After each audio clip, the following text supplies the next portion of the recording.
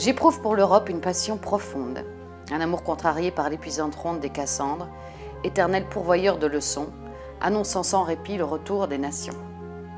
Il n'est que trop aisé de mépriser l'Europe, de n'y percevoir qu'un machin philanthrope, garant incontesté des droits fondamentaux, mais dénué de projets aux enjeux capitaux.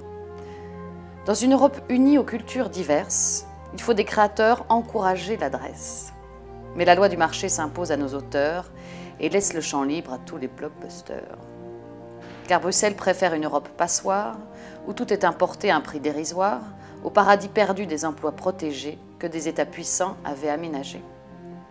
Certains croient que l'euro garantit leur richesse et leur offre gratis le droit à la paresse, mais c'est tout ignorer du combat des nations, où l'opulente Europe est en compétition.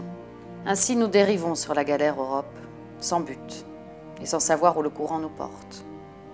Désemparés de voir nos 28 chefs d'État s'étriper devant nous sans aucun résultat. L'Europe au prix Nobel fut sous-représentée par une troïka timide et empruntée. Disons pourtant merci aux amis norvégiens d'avoir récompensé tous les Européens. Soyons fiers citoyens, fiers d'une grande Europe, citoyens d'un espace où la frontière est morte, que nulle différence issue de la nation n'entrave de chacun la liberté d'action. Apprécions nos voisins, chez eux ou de passage, comme des amis sûrs et des confidents sages. Apprenons leur langage aux accents épicés pour enrichir le nôtre et pour le métisser. Je me veux citoyen d'une Europe patrie, engagée, solidaire à toutes ses parties.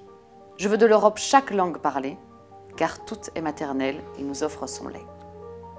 Aux urnes, citoyens, votons pour que ça change, votons pour que l'Europe ait un chef qui dérange, clamons que l'Europe est notre destin commun et l'unique destin qui est visage humain.